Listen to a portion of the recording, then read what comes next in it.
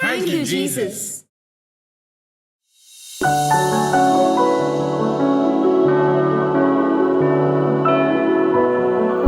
Angels Army.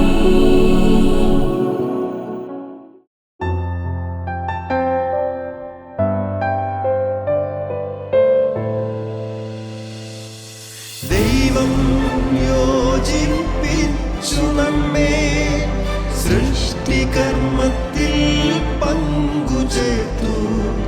ദാനമാം മക്കളെ ദാതാവിനേകുവാൻ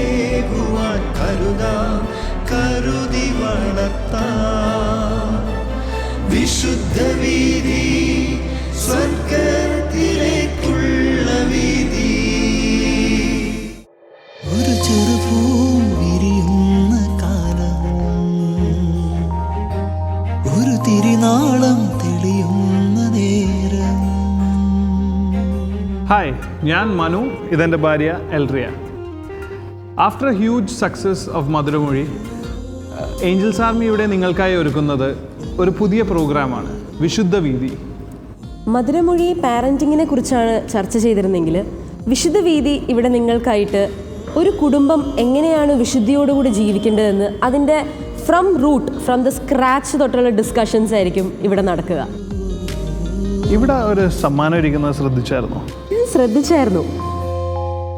ഒരു card ഉണ്ടല്ലോ. ഹേയ്, ജെറനച്ചൻ്റെ അടുത്തു നിന്നാണ്. മധുരമൊഴിയിലെ ജെറനച്ചൻ്റെ കയ്യിൽ നിന്നാണ്. അതെ, നമ്മൾക്കിത് എന്താണെന്ന് നോക്കാം.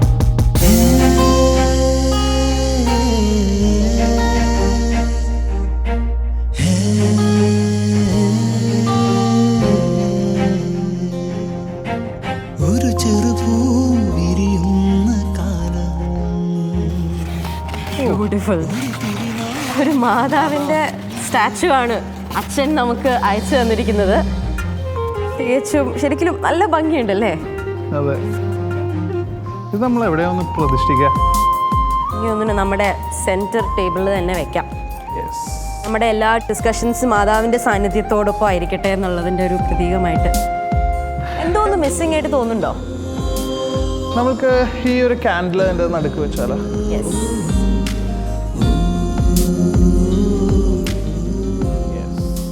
നീ കണ്ടിട്ടുള്ള പോലത്തെ ഒരു യൂഷ്വൽ സ്റ്റാച്ചു. ഞാനും ആദ്യം എടുത്തപ്പോൾ എനിക്ക് തോന്നിയായിരുന്നു എന്തോ ഒരു പ്രത്യേകത ഉണ്ടായിരുന്നു ഈ മാതാവിന്. എനിക്ക് തോന്നുന്നു മാതാവ് ക്യാരിയിങ് ആണോ? അതെ അതെ അതെ. ഓ, ബ്യൂട്ടിഫുൾ അല്ലേ?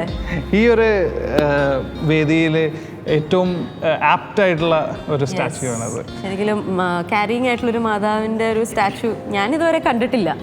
ശരിക്കും ഭയങ്കര രസമായിട്ട് എനിക്ക് തോന്നി. എന്താണെങ്കിലും നന്നായി. താങ്ക് യു സോ മച്ച് അച്ഛാ. ഇന്നത്തെ വിശുദ്ധ വീതിയിലെ നമ്മുടെ ചർച്ചാ വിഷയം എന്ന് പറയുന്നത് വിവാഹമെന്ന എൻ്റെ ദൈവവിളി ഞാൻ എങ്ങനെ തിരിച്ചറിയും എന്നതിനെക്കുറിച്ചാണ്. ഇതിനെക്കുറിച്ച് സംസാരിക്കുവാനായിട്ട്, എൻ്റെ എക്സ്പീരിയൻസിൽ നിന്ന് സംസാരിക്കുവാനായിട്ട് ഇന്ന് നമുക്ക് 2 അതിഥികളുണ്ട്. അവരെ നമുക്ക് പരിചയപ്പെടാം. ജോബി ചേട്ടനും അനുചേച്ചിയാണ് നമ്മളുടെ കൂടെ ഇന്നുള്ളത്. ജോബി ചേട്ടൻ കോട്ടയത്ത് ഒരു കോളേജ് അധ്യാപകനാണ്. അനുചേച്ചി പീഡിയാട്രിക് നേഴ്സാണ്. PhD ചെയ്ത് കഴിഞ്ഞു. ഇപ്പോൾ ഒരു റിസർച്ചിൽ പ്രാക്ടീസ് ചെയ്യുന്നു. വെൽക്കം ചേച്ചി. വെൽക്കം ചേട്ടാ. ജോബി ചേട്ടാ, വിവാഹമാണ് ജോബി ചേട്ടൻ്റെ ദൈവവിളി എന്ന് എപ്പോഴാണ് തിരിച്ചറിഞ്ഞത്? എങ്ങനെയാണ് തിരിച്ചറിഞ്ഞത്? എൻ്റെ ജീവിതത്തിൽ എനിക്കുണ്ടായ ബോധ്യങ്ങളാണ് യഥാർത്ഥത്തിൽ എൻ്റെ ദൈവവിളി തിരിച്ചറിയാൻ എന്നെ പ്രേരിപ്പിച്ചത്. നമുക്കറിയാലോ, നമ്മളിങ്ങനെ 10th പഠിക്കുന്ന കാലത്താണ് നമ്മൾ 10th കഴിയുമ്പോഴേക്കും നമ്മൾ വിചാരിക്കുന്നത് എന്ത് ചെയ്യണം, ഇനിയിപ്പോൾ വൈദികനാകാൻ പോകണോ, അതല്ലെങ്കിൽ കുടുംബജീവിതത്തിലേക്ക് വരണോ, അങ്ങനെ നമ്മൾ ചിന്തിക്കും. അതേ സമയത്ത് തന്നെ നമ്മുടെ കുറച്ച് കൂട്ടുകാരൊക്കെ സെമിനാരിയിൽ പോകുന്നു. അപ്പം നമ്മളിങ്ങനെ വിചാരിക്കുകയാണ് എവിടേക്ക് പോകണം. അപ്പം ഞാനിങ്ങനെ ആലോചിച്ചു, പ്രാർത്ഥിച്ചു. എനിക്ക് വ്യക്തമായിട്ടുള്ളൊരു മറുപടി ഒന്നും കിട്ടിയില്ല. ഞാൻ കരുതി ഇനിയിപ്പം പ്രീ ഡിഗ്രിക്ക് ചേരാം. പ്രീ ഡിഗ്രി പഠിച്ചതിന് ശേഷം ഒരു തീരുമാനം എടുത്താൽ മതിയല്ലോ, 2 വർഷം കൂടെ നമുക്ക് കിട്ടുമല്ലോ എന്ന് കരുതി ഞാൻ പ്രീ ഡിഗ്രിക്ക് ചേരാനായിട്ട് തീരുമാനിച്ചു. അപ്പോൾ പ്രീ ഡിഗ്രിക്ക് ഞാൻ പഠിക്കുന്ന കാലത്താണ് യഥാർത്ഥത്തിൽ ഞാൻ തിരിച്ചറിയുന്നത് എൻ്റെ ദൈവവിളി എന്ന് പറയുന്നത് വിവാഹം തന്നെയാണ്, ഒരു കുടുംബജീവിതം തന്നെയാണ് എന്നുള്ളതാണ്. കാരണം പ്രീ ഡിഗ്രിക്ക് പഠിക്കുന്ന സമയത്ത് എനിക്ക് ജീവിതത്തിൽ ആഗ്രഹങ്ങളുണ്ട്. നമുക്ക് ജോലി വേണം, മറ്റു കാര്യങ്ങളൊക്കെ വേണം. അപ്പോൾ അങ്ങനെയൊക്കെ നമ്മൾ ചിന്തിച്ചു ജോലി നേടുക എന്നതിലുപരി നമ്മളെക്കൊണ്ട് സമൂഹത്തിന് എന്തെങ്കിലും പ്രയോജനം ഉണ്ടാകണം, ദൈവം നമ്മളെ ഈ ഭൂമിയിലേക്ക് വിട്ടിരിക്കുന്നത് ദൈവത്തിൻ്റെ പദ്ധതികൾ നമ്മളിലൂടെ നടപ്പിലാക്കാൻ വേണ്ടിയിട്ട്. അപ്പോൾ അതുകൊണ്ട് തന്നെ ഞാൻ കരുതി എന്നെ ദൈവം കൊണ്ടുവന്ന് എത്തിക്കുന്നത് തീർച്ചയായിട്ടും സമൂഹത്തിലാണ്, അതൊരു കുടുംബത്തിലാണ്, കുടുംബത്തോടൊപ്പം വർക്ക് ചെയ്യാനാണ്, കുടുംബത്തിൽ നിന്ന് വരുന്ന ആൾക്കാരുമായിട്ട് മിങ്കിൾ ചെയ്യാൻ വേണ്ടിയിട്ടാണ് എന്നെ എടുത്തിരിക്കുന്നത് എന്നുള്ള ബോധ്യം എനിക്ക് സാവധാനത്തിൽ കിട്ടുകയാണ്. അത് പ്രാർത്ഥനയിലൂടെയും മറ്റ് നമ്മൾ സംസാരിച്ച് ഇപ്പം വൈദികരുമായിട്ടും സിസ്റ്റേഴ്സും ഒക്കെ ആയിട്ടും നമ്മുടെ അധ്യാപകരൊക്കെ ആയിട്ട് നമ്മൾ സംസാരിക്കുമല്ലോ. അപ്പോൾ അത്തരത്തിലുള്ള ഇൻട്രാക്ഷനിലൂടെയാണ് സത്യത്തിൽ എനിക്കത് തിരിച്ചറിഞ്ഞത്. അതുപോലെ തന്നെ ഈ സമയത്ത് നമ്മളെ സ്വാധീനിക്കുന്ന ഘടകങ്ങൾ എന്ന് പറയുന്നത് നമ്മൾ മാതൃകയായി കാണുന്ന ഫാമിലീസ് ഉണ്ട് അല്ലേ. നമ്മളിപ്പോൾ ആദ്യം തന്നെ കാണുന്ന നമ്മുടെ ഫാമിലിയാണ്, എൻ്റെ പേരൻസ് തന്നെ. അവരുടെ ഒരു കുടുംബജീവിതം വളരെയധികം എന്നെ ആകർഷിച്ചു. അതുപോലെ തന്നെ എൻ്റെ രണ്ടാമത്തെ അങ്കിള്, അപ്പോൾ അങ്കിളിൻ്റെയും ആൻറ്റിയുടെയും ഒരു ജീവിതമുണ്ട്. അപ്പോൾ ഇവരെയൊക്കെ ഭാര്യ ഭർത്താക്കന്മാരായിട്ട് ജീവിക്കുന്നതും മക്കളോടൊപ്പം ആയിരിക്കുന്നതും അവർ സമൂഹത്തിലായിരിക്കുന്നതും ഒക്കെ കാണുമ്പോഴേക്ക് ഞാൻ തിരിച്ചറിഞ്ഞു ഇനിയിപ്പോൾ വേണ്ടത് ഇതാണ്. ദൈവം എന്നെ ഒരു ജോലിയിലേക്ക് പ്രവേശിക്കുമ്പോഴേക്ക് അതോടൊപ്പം തന്നെ എനിക്കൊരു കുടുംബജീവിതവും തരും. അപ്പോൾ അതിന് വേണ്ടിയിട്ട് ഞാൻ തയ്യാറെടുത്ത് ഒരുങ്ങണം എന്നുള്ള ചിന്ത അന്ന് മുതലുണ്ടായി. അപ്പോൾ പ്രീ ഡിഗ്രി കഴിഞ്ഞപ്പോൾ തന്നെ നമ്മൾ ലക്ഷ്യമിടുന്നത് ഇതിന് വേണ്ടിയിട്ട് ഒരുങ്ങുകയാണ്. നമ്മൾ ജോലിയും മറ്റു കാര്യങ്ങൾ ശ്രമിക്കുന്നതോടൊപ്പം തന്നെ ദൈവം എന്നെ പറ്റിയുള്ള പദ്ധതി എന്താണ് വിഭാവനം ചെയ്തിരിക്കുന്നത് അതിലേക്ക് നമ്മൾ അടുത്ത് നിൽക്കണം, ദൈവത്തോട് ചേർന്ന് നിൽക്കണം. അപ്പോൾ ഞാൻ അതേപ്പറ്റി പക്ഷേ ഒട്ടും ആകുലനൊന്നും ആയില്ല. ഒരു തരത്തിലുള്ള ഒരു വിഷമമോ ബുദ്ധിമുട്ടോ ഒന്നും എനിക്ക് തോന്നിയില്ല. ഞാൻ കരുതിയത് ഇതാണ്, പത്രോസ്ലീഹ പറയുന്നത് പോലെ ദൈവത്തിൻ്റെ ശക്തമായ കരത്തിന് കീഴിൽ നീ താഴ്മയോടെ നിൽക്കുക, തക്ക സമയത്ത് നിന്നെ ഉയർത്തിക്കൊള്ളും. അപ്പോൾ ഇതൊക്കെ ഒരു ഉയർത്തലാണല്ലോ. നമ്മളെ സംബന്ധിച്ച് ജീവിതത്തിൻ്റെ ഒരു ഘട്ടത്തിൽ നിന്ന് മറ്റൊരു ഘട്ടത്തിലേക്ക് ഉയർത്തുകയാണ് നമ്മളെ കുടുംബജീവിതത്തിലൂടെ. അപ്പോഴത് തിരിച്ചറിയാൻ പൂർണ്ണമായും മനസ്സ് തയ്യാറാക്കി നിർത്തുക, അതിനുവേണ്ടി പ്രാർത്ഥിച്ചൊരുങ്ങുക. അപ്പോൾ ഇങ്ങനെ കുറേ കാലം മുമ്പോട്ട് പോയി. ഞാൻ ജോലിയിൽ പ്രവേശിച്ചു. അപ്പോൾ ജോലിയിൽ വന്ന് വീണ്ടും ഞാൻ കാത്തിരുന്നു. ഞാൻ തിരക്കൊന്നും വെച്ചില്ല, ദൈവത്തോട് ചോദിച്ചൊന്നുമില്ല. എന്നെ പെട്ടെന്ന് വിവാഹത്തിലേക്ക് എനിക്ക് തരാത്തതെന്ന് ഞാൻ ചോദിച്ചൊന്നുമില്ല. ഞാനിങ്ങനെ കാത്തിരിക്കുകയാണ്. അപ്പോൾ തികച്ചും ആ ഒരു തയ്യാറെടുപ്പ് എന്ന് പറയുന്നത് വീണ്ടും നമ്മൾ ശക്തമാക്കി. അപ്പോൾ അങ്ങനെ വന്നപ്പോഴേക്ക് വീണ്ടും ഞാൻ ജോലിയിൽ പ്രവേശിച്ച് വീണ്ടും 6 വർഷം കഴിഞ്ഞപ്പോഴാണ് ഞങ്ങൾ തമ്മിലുള്ള വിവാഹം ഒത്തുവന്നതും ഞങ്ങൾ വിവാഹിതരാകുന്നതും. അപ്പോൾ ഇതാണ് സത്യത്തിൽ പറഞ്ഞു കഴിഞ്ഞാൽ ദൈവം നമ്മളിങ്ങനെ കൂട്ടിക്കൊണ്ട് പോവുകയാണ്, ജീവിതത്തിൽ ഓരോ ഘട്ടത്തിലൂടെ ഇങ്ങനെ കൂട്ടിക്കൊണ്ട് പോവുകയാണ്. അതിൽ നമ്മൾ നിന്ന് കൊടുത്തുകൊണ്ടേയിരിക്കുന്നു. അപ്പോൾ ഈ ഒരു വലിയ ഉത്തരവാദിത്തമല്ലേ നമ്മൾ ഏൽപ്പിച്ചിരിക്കുന്നത്. കുടുംബ ജീവിതം എന്ന് പറയുന്നത് നമുക്ക് അറിയാമല്ലോ, വലിയ ഉത്തരവാദിത്തമാണ് നമ്മൾ ഏൽപ്പിച്ചിരിക്കുന്നത്. അപ്പോൾ ആ ഉത്തരവാദിത്തം നിറവേറ്റുവാനുള്ള പക്വതയാകുമ്പോഴേക്ക് നമ്മളെ ആ ദൈവവിളി തന്ന് നമ്മളെ അനുഗ്രഹിക്കും. അപ്പോൾ അതുപോലെ തന്നെ ഇതൊരു കൂദാശയല്ലേ, കൂദാശയ്ക്ക് വേണ്ടി നമ്മൾ ഒരുക്കുന്നത്. മറ്റുള്ള എല്ലാ കൂദാശകൾ പോലെ തന്നെ വളരെയധികം കൃപാവരം നമ്മളിലേക്ക് വർഷിക്കപ്പെടുകയാണ്. അപ്പോൾ അതുകൊണ്ട് തന്നെ ഈ കൃപാവരം സ്വീകരിക്കാൻ മുഴുവൻ നമ്മൾ തയ്യാറായ നമുക്ക് ഈ ഉത്തരവാദിത്തങ്ങൾ നന്നായിട്ട് നിർവഹിക്കണം, നമുക്ക് കുഞ്ഞുങ്ങളെ വളർത്തണം, സമൂഹത്തിൽ നമുക്ക് പ്രവർത്തിക്കണം, അങ്ങനെ നല്ല മാതൃകാ കുടുംബമായി നമുക്ക് ജീവിക്കണം എന്നുള്ള എൻ്റെ ബോധ്യത്തിൽ നിന്ന് തന്നെയാണ് യഥാർത്ഥത്തിൽ എനിക്ക് ഇത്തരത്തിലുള്ള ദൈവവിളി ഉണ്ട് എന്ന് തിരിച്ചറിഞ്ഞതും ആ ദൈവവിളിയിലേക്ക് പ്രവേശിച്ചതും ദൈവത്തിൻ്റെ ഒപ്പം ഇങ്ങനെ സഞ്ചരിച്ചുകൊണ്ടിരിക്കുന്നത്. എനിക്ക് തോന്നുന്നു ചേട്ടൻ പറഞ്ഞ ഒരു പോയിന്റ് അല്ലേ, ഫാമിലീസിനെ കണ്ട് എൻ്റെ അപ്പനും അമ്മയുടെയും മാതൃകാ ജീവിതം കണ്ടിട്ട് ഒരു മോട്ടിവേഷൻ, എനിക്ക് തോന്നുന്നു നമുക്കൊക്കെ വിവാഹ ജീവിതത്തിലോട്ട് കടക്കാനായിട്ടൊരു മോട്ടിവേഷൻ നമ്മുടെ പാരൻസിൽ നിന്നായിരുന്നു അല്ലേ, അവരുടെ ജീവിത ശൈലികളൊക്കെ. ചേച്ചിക്ക് പറയാമോ ഇതിനോടൊന്ന് സപ്പോർട്ട് ചെയ്തിട്ട് എന്തെങ്കിലും എക്സ്പീരിയൻസ് ഷെയർ ചെയ്യാൻ? എനിക്ക് തോന്നുന്നു നമുക്ക് ഈശോ ഏത് ലൈനാണ് തരുന്നത് അതിനോട് നമുക്കൊരു അഫിനിറ്റി, ഒരു ലൈക്ക്നെസ് നമുക്ക് തരും എന്നാണ് എൻ്റെയും ചിന്ത. ലൈക്ക് സെയിം പറഞ്ഞ പോലെ തന്നെ ചെറുപ്പത്തിലേ തൊട്ട് ഒരു റിലീജിയസ് ലൈഫിനോട് എനിക്കൊരു ഇഷ്ടമുണ്ട്. ബട്ട് ആ ഇഷ്ടം എന്ന് പറയുന്നത് ഇതാണ്, നമുക്ക് കൂടുതൽ ടൈം കിട്ടും ഈശോയുടെ കൂടെ നിൽക്കാൻ, കുറേ പ്രാർത്ഥിക്കാൻ, കൂടുതൽ ടൈം എന്നുള്ള രീതിയിൽ. അപ്പം നമ്മൾ ഇതിനെക്കുറിച്ച് സീരിയസ് ആയിട്ട് പ്രാർത്ഥിക്കാൻ തുടങ്ങുന്ന 10th 12th ആ സമയത്ത്. അപ്പോൾ എനിക്ക് കിട്ടിയൊരു ബോധ്യം ഇതാണ്, ലൈക്ക് ഞാൻ പ്രാർത്ഥിക്കാറുള്ള ഇതായിരുന്നു, ഈശോയെ എന്തായാലും എനിക്ക് സ്വർഗത്തിലെത്തണം, വിശുദ്ധയാണ്. ആ വിശുദ്ധയാകാൻ, ആ സ്വർഗത്തിലെത്താൻ ആ വഴി ഏത് വഴിയാണ് ഈശോ എനിക്ക് വേണ്ടി വെച്ചിരിക്കുന്നത്. ലൈക്ക് എനിക്ക് ജസ്റ്റ് പുറത്തുനിന്ന് ഈ വ്യൂ ഇത് അറിയത്തുള്ളൂ, ഈ ബോത്ത് ലൈഫ്സ് എനിക്ക് അത്ര അറിയത്തുള്ളൂ പുറത്തുനിന്നൊരു കാണുന്നത്. പക്ഷേ ഈശോയ്ക്ക് എനിക്ക് ബെറ്റർ ആയിട്ട് അറിയാവുന്നത് എനിക്ക് ഏത് ലൈഫ്, എനിക്ക് റിലീജിയസ് ലൈഫ് അഫിനിറ്റി ഉണ്ട് at the same time. But ഞാൻ ഒത്തിരി ഓപ്പൺ ആയിരുന്നു, ഈശോയുടെ ഇഷ്ടം എന്തായിരിക്കണം. അപ്പോൾ അങ്ങനെയാണ് ആ ഒരു ഓപ്പൺനെസ്. അപ്പോൾ I kept on asking lot, like എപ്പോഴും ഇങ്ങനെ ഒരു മനസ്സിലൊരു പ്രയർ, ഈശോ നിൻ്റെ ഇഷ്ടം എന്നാ അതെനിക്ക് പറഞ്ഞു തരണം.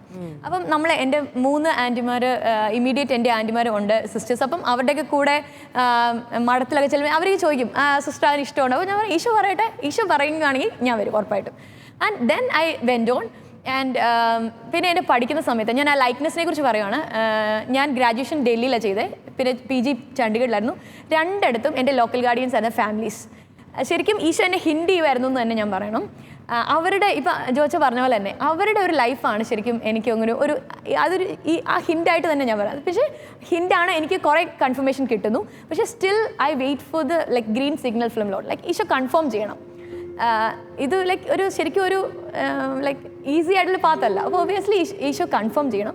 ആ കൺഫർമേഷനാണ് എനിക്ക് പിന്നെ എൻ്റെ PG യുടെ സമയത്ത് ഒരു റിട്രീറ്റിൽ ഇങ്ങനെ അനുവിൻ്റെ ദൈവവിളി എന്നാന്ന് അറിയാൻ വേണ്ടി പ്രത്യേകം പ്രാർത്ഥിക്കണം എന്നൊരു മെസ്സേജ്. അപ്പം ജസ്റ്റ് ആ ബ്രദർ ഇങ്ങനെ പ്രാർത്ഥിച്ചു. അപ്പം പെട്ടെന്ന് പ്രാർത്ഥിച്ച് ഈ സെയിം ഇൻറ്റൻഷൻ പറഞ്ഞ് പ്രാർത്ഥിച്ചിട്ട് ഇങ്ങനെ പെട്ടെന്ന് തന്നെ റെസ്പോണ്ട് ചെയ്യും.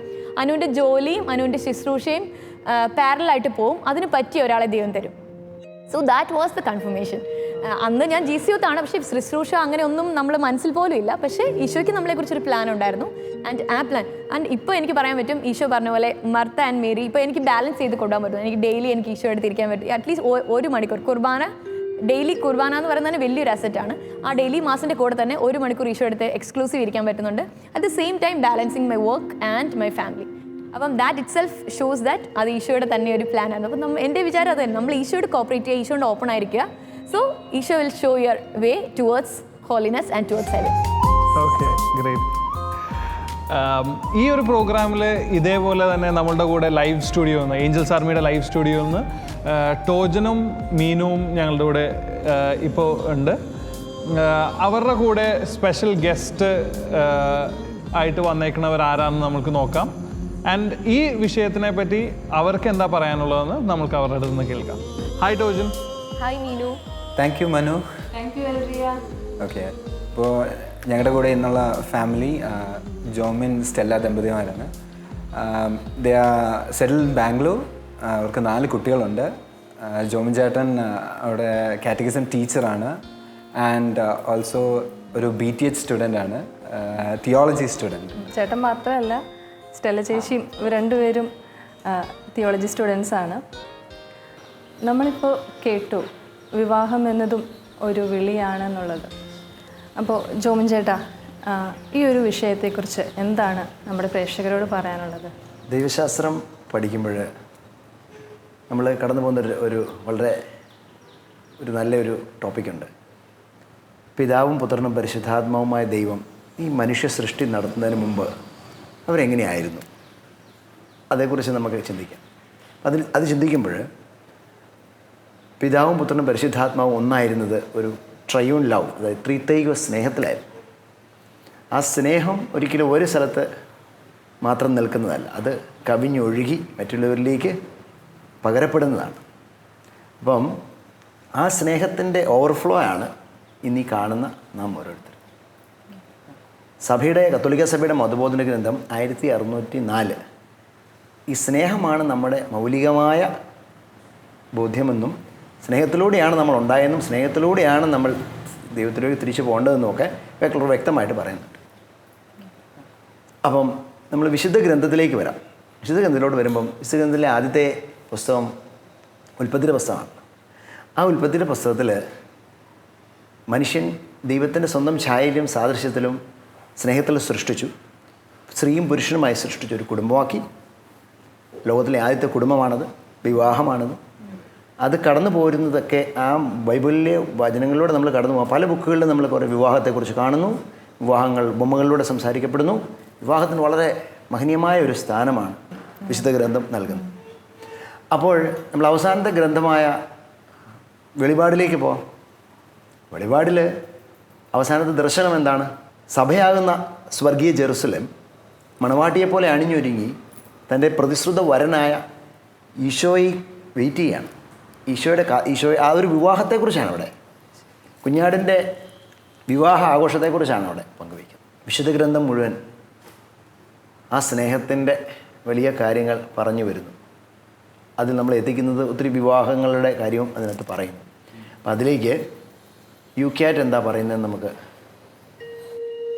യുക്യാറ്റിൽ ഫിയോഡർ ഇങ്ങനെ പറയുന്നു, ഒരു വ്യക്തി സ്നേഹിക്കുക എന്ന് പറയുന്നത് അയാൾ എങ്ങനെയായിരിക്കണമെന്ന് ദൈവം ആഗ്രഹിച്ചോ അങ്ങനെ അയാളെ കാണുക എന്നതാണ്. അപ്പം ദൈവം എന്താണ് ആഗ്രഹിക്കുന്നതെന്നുള്ളത് നമുക്ക് വളരെ വ്യക്തമാണ്. ഇനി നമുക്ക് Pope John Paul II saint ആണല്ലോ, പോപ്പിൻ്റെ ഒരു സുപ്രധാനമായ പ്രസംഗങ്ങൾ ഒന്നിച്ചു ചേർന്നൊരു സമാഹാരമുണ്ട്, തിയോളജി ഓഫ് ബോഡി. അപ്പോൾ ഈ തിയോളജി ഓഫ് ബോഡി ഈ സ്നേഹത്തെക്കുറിച്ചാണ് പറയുന്നത്. നമ്മുടെ വിവാഹ ജീവിതങ്ങൾ ഉള്ള സ്നേഹത്തെക്കുറിച്ചാണ്. സുവിശേഷത്തിൽ അത് വളരെ മനോഹരമായിട്ട് പറയുന്നുണ്ട്. സ്റ്റെല്ല അത് ഒന്ന് പറയുവാണെങ്കിൽ. വിശുദ്ധ പൗലോസ്ലീഹ പറയുന്നത് ക്രിസ്തു സഭയെ സ്നേഹിച്ചതുപോലെ തന്നെ ഓരോ ഭാര്യയും തൻ്റെ ഭർത്താവിനെ സ്നേഹിക്കണം. ആ ഒരു ബോധ്യം എല്ലാ ദമ്പതികൾക്കും ഉണ്ടായിരിക്കണമെന്നാണ് പൗലോസ്ലീഹ പറയുന്നത്. തീർച്ചയായും. ഇപ്പോൾ ജോമിൻ ചേട്ടൻ്റെ ലൈഫിൽ ഈ ഒരു ദൈവവിളി, വിവാഹമാണ് ചേട്ടൻ്റെ ദൈവവിളി എന്ന ആ ഒരു തീരുമാനം എടുക്കാനുണ്ടായ ആ ഒരു എക്സ്പീരിയൻസ്, ഒരു ഷെയറിങ് ഒന്ന് പറയാമോ? അതേക്കുറിച്ച് പറയുവാണെങ്കിൽ എൻ്റെ മനസ്സിലേക്ക് വരുന്നത്, ഞാൻ ചെറുപ്പകാലങ്ങളിലൊക്കെ എൻ്റെ ഒരു ദൈവവിളി ഞാൻ ഓർത്തിരുന്നത് ഒരു വൈദികനാകുക എന്നുള്ളതായിരിക്കും ആണെന്നാണ്. കാരണം എൻ്റെ പപ്പയുടെ ജ്യേഷ്ഠന വൈദികനാണ്, അനിയന് വൈദികനാണ്. കുടുംബത്തിൽ വൈദികരുടെ ഒരു ഗണം ഉള്ളതുകൊണ്ട് ആ ഒരു അതിലോട്ടൊരു ചായ്വുണ്ടായിരുന്നു. അപ്പം സാഹചര്യങ്ങൾ കൊണ്ട് ഞാൻ പഠനം മുന്നേറിയപ്പോൾ എനിക്കെപ്പോഴോ കിട്ടിയ, അതായത് ഞാൻ പ്രയർ ഗ്രൂപ്പിലൊക്കെ പോകുന്നതിലോ എവിടുന്നോ എനിക്ക് കിട്ടിയ ഒരു ബോധ്യമുണ്ടായിരുന്നു, ഒത്തിരി കുഞ്ഞുങ്ങൾ വേണം, കുടുംബത്തിൽ കുഞ്ഞുങ്ങൾ ഒത്തിരി വേണമെന്നൊരു ചിന്ത ഉണ്ട്. അപ്പം ഞാൻ പിന്നെ അത് മനനം ചെയ്ത് നോക്കിയത് ആധ്യാത്മിക കുഞ്ഞുങ്ങളെയാണോ കർത്താവ് ഉദ്ദേശിക്കുന്നത്, അതോ ഭൗതികമായ കുഞ്ഞുങ്ങളെയാണോ കർത്താവ് ഉദ്ദേശിക്കുന്നത്? പക്ഷെ അത് പിന്നീട് ഒരു എൻ്റെ കാലഘട്ടം മുന്നോട്ട് പോയപ്പോഴത്തേക്കും അത് വളരെ വ്യക്തമായിട്ട് മനസ്സിലായി, ഭൗതികമായ വിവാഹത്തിലൂടെ ജനിക്കുന്ന കുഞ്ഞുങ്ങളെയാണ് ദൈവം ഉദ്ദേശിക്കുന്നത്. പിന്നെ പങ്കാളിക്ക് വേണ്ടിയാണെങ്കിലും ദൈവത്തോട് ചില കാര്യങ്ങൾ ഒരു കണ്ടീഷനൊക്കെ ഞാൻ വെച്ചിരുന്നു. പങ്കാളിയെ എനിക്ക് കുറച്ചൊക്കെ അറിയുന്ന ഒരു പങ്കാളിയായിരിക്കണം, ദൈവത്തിൻ്റെ സ്നേഹം ഞാൻ ഉദ്ദേശിക്കുന്ന അല്ലെങ്കിൽ ഒരു പ്ലാൻ അനുസരിച്ച് മുന്നോട്ട് പോകാൻ പറ്റുന്ന ഒരാൾ, കുറച്ചൊക്കെ അറിയുന്ന ഒരാളായിരിക്കണം എന്നൊക്കെ ഒരു ചിന്തയൊക്കെ ഉണ്ടായിരുന്നു. അപ്പോൾ അതൊക്കെ എന്നെ കൂടുതൽ ഈ ദൈവവിളി ഉറപ്പിക്കാനായിട്ട് എന്നെ സഹായിച്ചു. പിന്നെ ഞാൻ ഓർക്കുന്നു, എൻ്റെ ഫാദർ, ഞാൻ എൻജിനീയറിങ് കഴിഞ്ഞ് ജോലി കിട്ടിയപ്പോൾ തന്നെ പപ്പ പറഞ്ഞു, ഒരിക്കലും വിവാഹത്തിന് വേണ്ടി ഒന്നും വെയിറ്റ് ചെയ്യാൻ പാടില്ല, വിവാഹം എത്രയും പെട്ടെന്ന് കഴിക്കുക, അതിനുശേഷം പഠിക്കുന്ന കാര്യം അല്ല ജോലിയുടെ കാര്യമോ എല്ലാം വരും. അതുപോലെ തന്നെ പിന്നെ വിവാഹം കഴിച്ച ശേഷവും അപ്പം ആ വിവാഹത്തിലോട്ട് ഒരു തുറവി അല്ലെങ്കിൽ ആ വിവാഹത്തിലോട്ടുള്ള ഒരു ഇൻപുട്ടൊക്കെ എനിക്ക് പേരൻസിൻ്റെ അടുത്ത് നിന്ന് കിട്ടിയിട്ടുണ്ട്. അതെ, പേരൻസിനും അത്ര ഒരു ബോധ്യം ആ ഒരു വിളിയെക്കുറിച്ചൊക്കെ ഉണ്ടായിരുന്നു. അപ്പോൾ അതെല്ലാം കൂടെയാണ് ക്രോഡീകരിച്ച് നോക്കിയാൽ ആ സ്റ്റെപ്പുകളൊക്കെയാണ് എന്നെ, വിവാഹമാണ് എൻ്റെ ദൈവവിളി എന്നുള്ളതിലേക്ക് എന്നെ പൂർണ്ണമായിട്ട് നയിച്ചത്. അപ്പം ചേട്ടൻ നല്ലൊരു ഷെയറിങ്ങും നല്ലൊരു ചിന്തയൊക്കെയാണ് ജോമിൻ ചേട്ടനും സ്റ്റെല്ല ചേച്ചി നമ്മളോട് പങ്കുവച്ചത്. താങ്ക് യു ജോമിൻ ചേട്ടാ, താങ്ക് യു സ്റ്റെല്ല ചേച്ചി. So that's it. And so back to Manu and Elria. Thank you Tojan and Meenu. നല്ലൊരു എക്സ്പീരിയൻസ് ആയിരുന്നു അവരിൽ നിന്ന് നമുക്ക് കേൾക്കാൻ സാധിച്ചത്. ഇനി ഈ ഒരു ടോപ്പിക്കിനെ കുറിച്ച് കൂടുതൽ ആഴത്തിൽ ഇച്ചിരിയും കൂടെ നല്ല രീതിയിലുള്ള അഡ്വൈസ് എടുക്കാനായിട്ട് നമ്മളോടൊപ്പം മധുരമൊഴിയിൽ ഉണ്ടായിരുന്ന നമ്മുടെ സ്വന്തം ജെറിനച്ഛൻ ഉണ്ട്. ഉടനീളം ഈ പ്രോഗ്രാമിൽ നമ്മളോടൊപ്പം ഉണ്ടായിരിക്കും. അച്ഛൻ ഇപ്പോൾ ഫിലിപ്പൈൻസിലാണ്. ഫിലിപ്പൈൻസിൽ നിന്ന് നമ്മളോടൊപ്പം ഈ ടോപ്പിക്കിനെ പറ്റി എന്താണ് അച്ഛന് പറയാനുള്ളതെന്ന് നമുക്ക് കേൾക്കാം.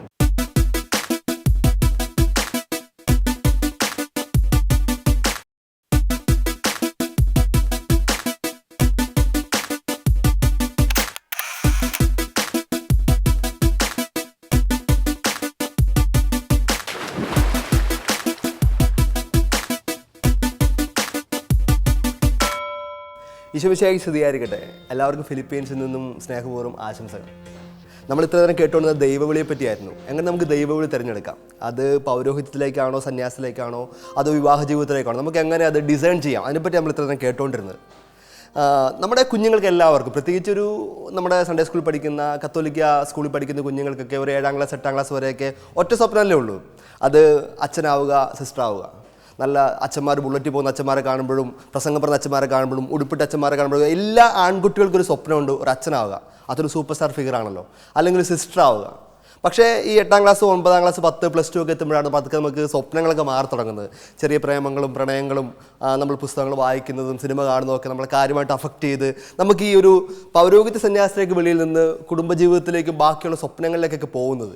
നമുക്ക് എങ്ങനെ ഈ ഒരു പ്രായത്തിൽ തന്നെ നമ്മുടെ ദൈവവിളി നമുക്ക് മനസ്സിലാക്കാൻ പറ്റും? പ്രത്യേകിച്ച് ഒരു +2 ഒക്കെ കഴിഞ്ഞൊരു സമയത്തൊക്കെ തന്നെ എനിക്ക് തോന്നുന്നു 5 കാര്യങ്ങൾ ശ്രദ്ധിച്ചു കഴിഞ്ഞാൽ നമുക്ക് നമ്മുടെ ദൈവവിളി മനസ്സിലാക്കാൻ പറ്റും. ഒന്നാമതായിട്ട്, ഇത് ദൈവവിളി എന്ന് തന്നെയാണല്ലോ പറയുന്നത്, അതുകൊണ്ട് ദൈവത്തോട് ചോദിക്കണം. ദൈവത്തിൻ്റെ മനസ്സ്, എന്നെപ്പറ്റിയുള്ള ദൈവത്തിൻ്റെ മനസ്സ് എന്താണെന്നറിയലാണ് എൻ്റെ ദൈവവിളി. അത് നമ്മൾ ദൈവത്തോട് തന്നെ ചോദിക്കണം. അതിന് തുടർച്ചയായിട്ട് പ്രാർത്ഥിക്കണം. എപ്പോഴും ദൈവത്തോട് ട്യൂൺഡായിരിക്കുന്ന ഒരാൾക്ക് ആത്മാവ് കൃത്യമായിട്ട് പറഞ്ഞു കൊടുക്കും എങ്ങോട്ട് പോകണം, എന്ത് ചെയ്യണം, ഏത് വിളി തിരഞ്ഞെടുക്കണം. അതാണ് ഒന്നാമത്തെ കാര്യം. ദൈവത്തോടൊപ്പം ആയിരിക്കുക, ദൈവത്തോട് ചേർന്നിരിക്കുക, മുട്ടിയിരിക്കുക. രണ്ടാമത്തെ കാര്യം, ദൈവവിളി തിരിച്ചറിയാനുള്ള ഏറ്റവും എളുപ്പവഴി നമ്മൾ ഒരു നല്ലൊരു സ്പിരിച്വൽ ഡയറക്ടറോ അല്ലെങ്കിൽ നല്ലൊരു കുമ്പസാരക്കാരനോ ഒരു ആത്മീയമായിട്ട് സഹായിക്കാൻ പറ്റുന്ന ഒരു സൺഡേ സ്കൂൾ അധ്യാപകനോ അല്ലെങ്കിൽ പ്രാർത്ഥിക്കുന്ന ഒരു വ്യക്തി നമുക്ക് കൂട്ടായിട്ടുണ്ടായിരിക്കുക. നമ്മളെപ്പോഴും ഉപദേശമൊക്കെ പിള്ളേർ സ്വീകരിക്കുന്ന അവരുടെ സമപ്രായക്കാരെന്നല്ലേ. അതുകൊണ്ട് തന്നെ അവർക്ക് ഇച്ചിരി ഉയർന്ന് ചിന്തിക്കാൻ ബുദ്ധിമുട്ടായിരിക്കും. അല്ലെങ്കിൽ ദൈവം എന്താണ് പറഞ്ഞു കൊടുക്കുന്നത് മനസ്സിലാക്കാനായിട്ട് പാടായിരിക്കും. അതൊരു സ്പിരിച്വൽ ഡയറക്ടർക്കോ ആത്മീയമായിട്ട് വളർന്നൊരു വ്യക്തിക്കോ ഭയങ്കര എളുപ്പമായിരിക്കും കുഞ്ഞുങ്ങളെ ഗൈഡ് ചെയ്യാൻ. അതുകൊണ്ട് ഒരു ആത്മീയ സുഹൃത്ത്, ഒരല്പം മൂത്തത്, ഒരു സാധിക്കുമ്പോൾ വൈദികൻ, ഒരു സിസ്റ്റർ, അല്ലെങ്കിൽ ആത്മീയമായിട്ട് വളർന്നൊരു അൽമായൻ, ഉറപ്പായിട്ട് ഇതാണ് രണ്ടാമത്തെ കാര്യം നമ്മുടെ ദൈവവിളി തിരിച്ചറിയാൻ സഹായിക്കുന്നത്. മൂന്നാമത്തെ കാര്യം വായനയാണ്, പ്രധാനമായിട്ടും വചനവായന. എല്ലാ ദിവസവും വചനം വായിക്കുക. തുടർച്ചയായിട്ട് വചനം വായിക്കുമ്പോൾ താനേ ദൈവം നമുക്ക് വെളിപ്പെടുത്തി തരും എങ്ങോട്ടാണ് ഞാൻ നീങ്ങേണ്ടത്. ഒത്തിരി വിശുദ്ധന്മാരുടെ ജീവിതത്തിൽ നടന്നിട്ടില്ല, പ്രത്യേകിച്ച് അഗസ്തീനോസിൻ്റെ ജീവിതത്തിൽ ഒത്തിരി കൺഫ്യൂഷനായിട്ട് എങ്ങോട്ട് നീങ്ങണം, എന്താണ് വിളി എന്നൊക്കെ ആകെ പകച്ചു നിന്നപ്പോഴത്തേക്കാണ് എടുത്തു വായിക്കുക എന്നൊരു വചനം കേട്ടത്, ഒരു വാക്ക് കേട്ടത്. അവനോട് തുറന്ന് വായിച്ചപ്പോൾ പൗലോസ്ലീഹായുടെ ലേഖനമാണ് കിട്ടിയത്. അവൻ വായിച്ചു, ദൈവവിളി തിരഞ്ഞെടുത്തു. ഒരിക്കൽ അന്തോണി, മരുഭൂമിയിലെ അന്തോണി, വിശുദ്ധ അന്തോണീസ് നടന്നു പോയപ്പോഴത്തേക്ക് പള്ളിയുടെ സൈഡിൽ നടന്നു പോയപ്പോഴാണ് കേട്ടത്, ബൈബിൾ വായിക്കുന്നത് കേട്ടത്. വചനം ഇതായിരുന്നു, എല്ലാം ഉപേക്ഷിച്ച് പാവങ്ങൾക്ക് കൊടുത്തിട്ട് എന്നെ അനുഗമിക്കുക. അവൻ വീട്ടിൽ പോയി എല്ലാ പണവും എല്ലാം പാവങ്ങൾക്ക് വിറ്റ് വെതറിയിട്ട് അവൻ ദൈവത്തെ അനുഗമിക്കാനായിട്ട് മരുഭൂമിയിലേക്ക് പോയി. വിശുദ്ധരുണ്ടായത് അങ്ങനെ. എൻ്റെ തന്നെ ദൈവവിളിയിൽ ഞാനിങ്ങനെ ഒരു ദൈവാനുഭവത്തിലൂടെ കടന്നു പോയിട്ട് പൗരോഹിത്യത്തിലേക്ക് പ്രവേശിക്കണം എന്നൊക്കെ കൺഫ്യൂഷൻ ആയിരുന്ന സമയത്ത് ഒരു പ്രായമുള്ള ചേട്ടൻ്റെ ഇടയ്ക്ക്, ഒരു അപ്പച്ചൻ്റെ ഒക്കെ സംസാരിക്കാൻ വേണ്ടി പോയി. സംസാരിച്ചതിൻ്റെ ഇടയ്ക്ക് അദ്ദേഹം ബൈബിൾ തുറന്ന് എനിക്ക് വേണ്ടി ഒരു വചനം എടുത്ത് വായിച്ചു. അത് ജെറമിയ പ്രവാചകന്റെ പുസ്തകത്തിൻ്റെ ആദ്യ ഭാഗമായിരുന്നു. ജെറമിയ ദൈവം വിളിക്കുന്ന ഭാഗം. നീ നിൻ്റെ അമ്മയുടെ ഉദരത്തിൽ ഉരുവാക്കപ്പെടുന്നതിന് മുമ്പേ നിന്നെ അറിഞ്ഞു, തിരഞ്ഞെടുത്തു, മാറ്റി നിർത്തി. എനിക്ക് ഉറപ്പായി ഇത് തന്നെ എൻ്റെ വിളിയെന്ന്. പ്രിയപ്പെട്ടവരെ, പ്രത്യേകിച്ച് മക്കളൊക്കെ, കുഞ്ഞുങ്ങളൊക്കെ ടീനേജിലൊക്കെ കടക്കുന്ന സമയത്ത് വചനവായന റെഗുലർ ആക്കിയാലും വിശുദ്ധരുടെ പുസ്തകങ്ങളൊക്കെ വായിക്കുമ്പോൾ നമുക്ക് എങ്ങോട്ടാണ് നമ്മുടെ വിളി എന്ന് കൃത്യമായിട്ട് ദൈവം കാണിച്ചു തരും. അതാണ് മൂന്നാമത്തെ കാര്യം. നാലാമത്തെ കാര്യം പ്രധാനമായിട്ടും നമുക്ക് കൺഫ്യൂഷൻ എന്ന് വിചാരിക്കുക. ഞാൻ ദൈവവിളിയാണോ, അത് പൗരോഹിത്യത്തിലേക്കാണ് എൻ്റെ വിളി, അതോ കുടുംബജീവിതത്തിലേക്കാണോ? ഇങ്ങനെ കൺഫ്യൂഷനായിട്ടിരിക്കുന്ന ഒരു സ്റ്റേറ്റസിൽ ഞാൻ ഏതിലേക്ക് കൂടുതൽ ശ്രദ്ധ പതിപ്പിക്കുന്നോ, ഇപ്പോൾ ഉദാഹരണമായിട്ട് ഞാൻ കുടുംബജീവിതത്തിലേക്ക് താല്പര്യപ്പെട്ട് അങ്ങോട്ട് ശ്രദ്ധ പതിക്കാൻ ശ്രമിക്കുന്നു, അപ്പം എൻ്റെ മനസ്സ് കൂടുതൽ ശാന്തമാവുന്നുണ്ടോ, എനിക്കൊരു പീസ് ഓഫ് മൈൻഡ് കിട്ടുന്നുണ്ടോ? Obviously that's your call. ഇതൊരു ഡിസേൺമെൻറ്റ് സഹായിക്കുന്ന, ദൈവം സഹായിക്കുന്ന വഴിയാണ്. അല്ലെങ്കിൽ എനിക്ക് പൗരോഹിത്യത്തിലേക്ക് താല്പര്യം തോന്നിയിട്ട് ഞാൻ പള്ളിയിൽ അച്ഛന്മാരോട് സംസാരിക്കുന്നു, അല്ലെങ്കിൽ ആശ്രമത്തിൽ പോകുന്നു, അവരോട് സംസാരിക്കുമ്പോൾ അതുപോലത്തെ കാര്യങ്ങൾ എൻഗേജ് ചെയ്യുമ്പോൾ എൻ്റെ മനസ്സ് കൂടുതൽ ശാന്തമാകുന്നുണ്ടെങ്കിൽ എനിക്ക് വിളി അങ്ങോട്ടാണ്. ഒരു പീസ് ഓഫ് മൈൻഡ് എപ്പോഴും ദൈവം തരുന്ന ഒരു ചാനൽ, എനിക്ക് മനസ്സിലാക്കാൻ പറ്റുന്ന ഒരു ചാനലാണ്. ഇതാണ് നാലാമത്തെ കാര്യം. അഞ്ചാമത്തെ കാര്യം, അതിന് ഏഞ്ചൽസ് ആർമിയിലെ കുറച്ച് അമ്മമാർ ചേർന്ന് കാണിച്ച ഒരു കാര്യം ഞാൻ കണ്ടുപിടിച്ചതാണ്. അവർ ടീനേജിലുള്ള മക്കളെയൊക്കെ +10 കഴിഞ്ഞ മക്കളെ എല്ലാവരും കൂട്ടിയിട്ട് കുറേ പള്ളികളിലൂടെയും പ്രത്യേകിച്ച് മഠങ്ങളിലൂടെയും മൊണാസ്ട്രീസിലൂടെയൊക്കെ അവർ ഒരു ദിവസം യാത്ര പോയി. മിണ്ടാമഠത്തിലൊക്കെ പോയി പിള്ളേരെ കാണിച്ചു. വിവിധ കോൺഗ്രിഗേഷൻ, അച്ഛന്മാരുടെ വിവിധ കോൺഗ്രിഗേഷൻ അവരെ കൊണ്ട് കാണിച്ചു. അപ്പോൾ അവരോട് സംസാരിക്കുമ്പോഴും അവിടുത്തെ ആശ്രമത്തിലെ കാര്യങ്ങൾ കാണുമ്പോഴും മിണ്ടാമഠത്തിലെ അമ്മമാരെ ഗ്രില്ലിലൂടെ കാണുമ്പോഴത്തേക്ക് ഇവർക്ക് ഒരു ദൈവവിളി മനസ്സിലുണ്ടെങ്കിൽ അതൊരു കൃത്യമായിട്ട് സ്പാർക്ക് അവിടെ ലഭിക്കും. ഇതാണ് ഒരു 5 വഴി നമുക്ക് ഇങ്ങനെ ദൈവവിളി, എനിക്ക് ഏതിലേക്കാണ് ദൈവവിളി എന്ന് മനസ്സിലാക്കാനുള്ള സഹായിക്കുന്ന 5 വഴികൾ. എനിക്ക് മാതാപിതാക്കളോടായിട്ട് ഒരു ചെറിയൊരു വാക്ക് പറയാനുണ്ട്. ദയവ് ചെയ്ത് നിങ്ങൾ കുഞ്ഞുങ്ങൾക്ക് വേണ്ടി ഡിസിഷൻ എടുക്കരുത്. ദൈവവിളി ഇല്ലാത്ത ഒരാളെ നിർബന്ധിച്ച് നിങ്ങൾ അച്ഛനാവാനോ കന്യാസ്ത്രീയാനോ പറഞ്ഞു വിടരുത്. അതുപോലെ തന്നെ വിവാഹ ജീവിതത്തിലേക്ക് വിളിയില്ലാത്ത ആരെയും ദയവ് ചെയ്ത് നിങ്ങൾ ഒരു 25-28 വയസ്സായെന്ന് പറഞ്ഞിട്ട് വീട്ടിൽ മക്കൾ നിൽക്കുകയാണ്, പെരന്തറ നിൽക്കുകയെന്ന് പറഞ്ഞിട്ട് ദയവ് ചെയ്ത് നിർബന്ധിച്ച് കെട്ടിക്കുകയും ചെയ്യരുത്. അവരുടെ വിളി അതായിരിക്കില്ല. അതുകൊണ്ടാണ് പലപ്പോഴും വിവാഹമൊക്കെ കഴിഞ്ഞിട്ടും ഇത് തന്നെയാണോ, അല്ലെങ്കിൽ സന്യാസത്തിലേക്ക് പ്രവേശിച്ചിട്ടും ഇത് തന്നെയാണോ എന്ന് തേങ്ങി പലരും ജീവിക്കുന്നത്. അതുകൊണ്ട് വേറെ ആരും നിങ്ങളുടെ ജീവിതത്തിൽ ഡിസിഷൻ എടുക്കരുത്, ദൈവവും നിങ്ങളും അല്ലാതെ. അതുകൊണ്ടാണ് ഒന്നാമത്തെ പ്രിൻസിപ്പിൾ ഞാൻ പറഞ്ഞത്, ദൈവത്തോടൊപ്പം ഇരിക്കുക. ദൈവത്തിൻ്റെ ഹൃദയം അറിയൽ തന്നെയാണ് നിങ്ങളുടെ ദൈവവിളിയുടെ ഏറ്റവും പ്രധാനപ്പെട്ട കാര്യം. ഇപ്പോൾ അത് പൗരോഹിത്യ സന്യാസത്തിലേക്കായാലും വിവാഹ ജീവിതത്തിലേക്കായാലും ഒരു കാര്യം കൂടി പറയാൻ ആഗ്രഹിക്കുന്നു. അതാണ്, ഒരാൾ പൗരോഹിത്യ സന്യാസ ജീവിതത്തിലേക്ക് പ്രവേശിക്കുകയാണെങ്കിൽ ഉറപ്പായിട്ട് മനസ്സിലാക്കേണ്ട 3 കാര്യങ്ങളുണ്ട്. അത് ഈശോ ചെയ്ത 3 കാര്യങ്ങളാണ്. അവൻ്റെ അമ്മയെ തിരഞ്ഞെടുത്തപ്പോൾ അവൾ കന്യകയായിരുന്നു. ഇതുവരെ ആരും പിറക്കാത്ത ഉദരത്തിലാണ് അവൻ പിറന്നു വീണത്. പുതിയൊരു ഉദരവും ഒരു കന്യകയായ സ്ത്രീയും. അതാണ് ഒന്നാമത്തെ കാര്യം. അവൻ യാത്ര പോകാനായിട്ട് തിരഞ്ഞെടുത്ത, ജെറുസലേം ദേവാലയത്തിലേക്ക് പ്രവേശിക്കാനായിട്ട് തിരഞ്ഞെടുത്ത കഴുതയെപ്പറ്റി പറയുന്നുണ്ട്. ഇതുവരെ ആരും സഞ്ചരിക്കാത്ത കഴുത. അവൻ മരിച്ചപ്പോൾ അവനെ അടക്കം ചെയ്യാനായിട്ട് കിട്ടിയ ശവകുടീരം, ഇതുവരെ ആരെയും അടക്കം ചെയ്യാത്ത ശവകുടീരം. ഈശോയ്ക്ക് വേണ്ടതെല്ലാം പുതിയതാണ്. നിങ്ങൾ സന്യാസ പൗരോഹിത ജീവിതത്തിലേക്കോ അല്ലെങ്കിൽ വിവാഹ ജീവിതത്തിലേക്ക് കടക്കുകയാണെങ്കിൽ നിങ്ങളുടെ ശരീരവും ആത്മാവും ഹൃദയവുമെല്ലാം എപ്പോഴും പുതിയതായിരിക്കട്ടെ. അവന് വേണ്ടത് പൂർണ്ണതയുള്ള വിശുദ്ധിയുള്ള ശരീരവും ആത്മാവുമാണ്. അതുപോലെ തന്നെ വിവാഹ ജീവിതത്തിലേക്ക് കടക്കാൻ പോകുന്ന മക്കളോടുള്ള ചെറിയൊരു അഭ്യർത്ഥന ഇതാണ്: നിങ്ങളുടെ ജീവിതത്തിൽ നിങ്ങൾ കെട്ടാൻ പോകുന്ന ആളായിരിക്കട്ടെ your first man or your first woman. വേറെ ആരും നിങ്ങളുടെ ജീവിതത്തിൽ കടന്നു വരാതിരിക്കട്ടെ. നമ്മുടെ പ്രായത്തിലൊക്കെ തോന്നുന്ന ഇൻഫ്ലാക്ച്വേഷനോ ഫ്ലക്ച്വേഷനൊക്കെ നമ്മൾ മനോഹരമായ വാക്കുകൾ പറയുന്ന പ്രേമങ്ങളും പ്രണയങ്ങളൊക്കെ നിങ്ങൾക്ക് തോന്നുമായിരിക്കും. പക്ഷേ വേറെ ആരും നിങ്ങളുടെ ജീവിതത്തിൽ ആധിപത്യം സ്ഥാപിക്കാൻ ഇടവരാതിരിക്കട്ടെ. ദൈവം നിനക്ക് വേണ്ടി ഒരാളെ കരുതി വെച്ചിട്ടുണ്ട്. അവസാനമായി, നമുക്ക് പലപ്പോഴും തോന്നിയിട്ടില്ല വിവാഹത്തിലേക്കുള്ളത് ദൈവവിളിയാണെന്ന്. ഇതൊരു നാച്ചുറൽ കോഴ്സ് സംഭവിക്കുന്ന ഒരു കാര്യമാണ് പലപ്പോഴും നമ്മൾ ചിന്തിക്കുന്നത്. അങ്ങനെയല്ല. വിവാഹ ജീവിതത്തിലേക്കുള്ളതൊരു വലിയ ദൈവവിളി തന്നെയാണ്. കാരണം ദൈവം ആദ്യം സ്ഥാപിച്ച കൂദാശിയായ കുടുംബത്തിലേക്ക്, ദൈവം വന്ന് ജനിച്ച കുടുംബത്തിലേക്ക് നിങ്ങളെ വിളിക്കുന്നത് വലിയൊരു ദൈവവിളി തന്നെയാണ്. അതുകൊണ്ട് നമുക്ക് ഈ നിമിഷം അതിനൊക്കെ വേണ്ടി ഒന്ന് പ്രാർത്ഥിക്കാം. ഈ ഒരു വിളിയെ തിരിച്ചറിയാൻ, വിളിയെ മനസ്സിലാക്കാൻ, ആ ദൈവം ആഗ്രഹിക്കുന്ന വിളിയിലേക്ക് മാത്രം ഞാൻ സ്റ്റെപ്പ് ഇൻ ചെയ്യാനുള്ള കൃപയ്ക്കും ധൈര്യത്തിനും വേണ്ടി there you need real courage. ധൈര്യം വേണം അങ്ങോട്ടെടുത്ത് സ്റ്റെപ്പ് വെക്കാൻ. അതിനുവേണ്ടി നമുക്ക് പ്രാർത്ഥിക്കാം. കാരണം ഒത്തിരി പേര് ഏത് വിളിയിലേക്ക് തിരഞ്ഞെടുക്കണമെന്ന് അറിയാതെ ഷാറ്റർ ചെയ്തും ഒത്തിരി കഷ്ടപ്പെട്ടും ജീവിക്കുന്നുണ്ട്. ചിലർക്ക് ഏകസ്ഥ വിളിയുണ്ട്, നമ്മൾ പറഞ്ഞില്ല. ഒറ്റയ്ക്ക് ജീവിക്കാനുള്ള, കർത്താവിന് വേണ്ടി അവസാനം വരെ ഏകസ്ഥരായിട്ട് ജീവിക്കാൻ വേണ്ടിയുണ്ട്. അവരുടെ വിളി മാത്രം അവർക്ക് തിരഞ്ഞെടുക്കാൻ പറ്റട്ടെ. നമുക്ക് നിമിഷം പ്രാർത്ഥിക്കാം. കർത്താവായ ഈശോയെ, ഞങ്ങളുടെ വിളി തിരിച്ചറിയാൻ ഞങ്ങളെ സഹായിക്കണമേ. അത് നിൻ്റെ പരിശുദ്ധാത്മാവിനെ അയച്ചു തരണമേ, സഹായകനെ. അവൻ വന്നു കഴിയുമ്പോൾ നിങ്ങളെല്ലാം പഠിപ്പിക്കും, എല്ലാം തിരഞ്ഞെടുക്കാൻ പഠിപ്പിക്കുമെന്ന് നീ തന്നെയല്ലേ അരുളി ചെയ്തത്. ഞങ്ങളുടെ മക്കളെ അവരുടെ ദൈവവിളി തിരിച്ചറിയാൻ സഹായിക്കണമേ. പ്രത്യേകിച്ച് അതിനുവേണ്ടി അനേകം ദേവദൂതന്മാരെ നീ അയച്ചു കൊടുക്കണമേ. നല്ല ആത്മീയ നേതാക്കളെ, നല്ല എൽഡേഴ്സിനെ, നല്ല അധ്യാപകരെ, നല്ല കൂട്ടുകാരെ, അവരുടെ ദൈവവിളി കൃത്യമായിട്ടും നീ കാണിച്ചു കൊടുക്കുന്ന തിരഞ്ഞെടുക്കാനുള്ള ഒത്തിരി മീഡിയംസ് അവർക്ക് കൊടുക്കണമെന്ന് ഞങ്ങൾ പ്രാർത്ഥിക്കുന്നു. പ്രത്യേകിച്ച് തമ്പുരാനെ, ഇപ്പോൾ ഈ നിമിഷം അവരുടെ വിളി എന്താണെന്ന് മനസ്സിലാക്കാൻ പറ്റാതെ കൺഫ്യൂഷനായിട്ട് നിൽക്കുന്ന ഒത്തിരി യുവജനങ്ങളെ നിന്റെ തിരുഹൃദയത്തിലേക്ക് സമർപ്പിച്ച് പ്രാർത്ഥിക്കുന്നു. നീ തൊടണമേ. അവരവരുടെ വിളി കൃത്യമായിട്ട് തിരഞ്ഞെടുക്കട്ടെ. അവരവരുടെ ആശ്വാസം തിരഞ്ഞെടുക്കട്ടെ. അവർക്ക് ശരിക്കുള്ള ആത്മീയ സമാധാനം ലഭിക്കട്ടെ. പ്രത്യേകിച്ച് മാതാപിതാക്കളൊക്കെ ദുഃഖിച്ചും അതുപോലെ തന്നെ ഒത്തിരി നിരാശപ്പെട്ടൊക്കെ കഴിയുന്നുണ്ടെങ്കിൽ, മക്കൾ ദൈവവിളി തിരഞ്ഞെടുക്കാൻ ബുദ്ധിമുട്ടുന്ന മാതാപിതാക്കളെയൊക്കെ സമർപ്പിച്ച് പ്രാർത്ഥിക്കുന്നു. എല്ലാവർക്കും നീ ആശ്വാസദായകനായി ഈ രാത്രിയിൽ കടന്നു ചെല്ലണമേ. അവരുടെ ഹൃദയങ്ങൾ നീ തൊടണമേ. അവരെല്ലാവരെയും നീ നിൻ്റെ നീർച്ചാലിലേക്ക് കൃത്യമായിട്ട് നയിക്കണമേ. നിൻ്റെ വിശുദ്ധരെ, നിൻ്റെ മാലാഖമാരെ, നിൻ്റെ ദൈവദൂതന്മാരെ അയച്ച് പ്രത്യേകമായിട്ട് ഇവരെ സഹായിക്കണമേ.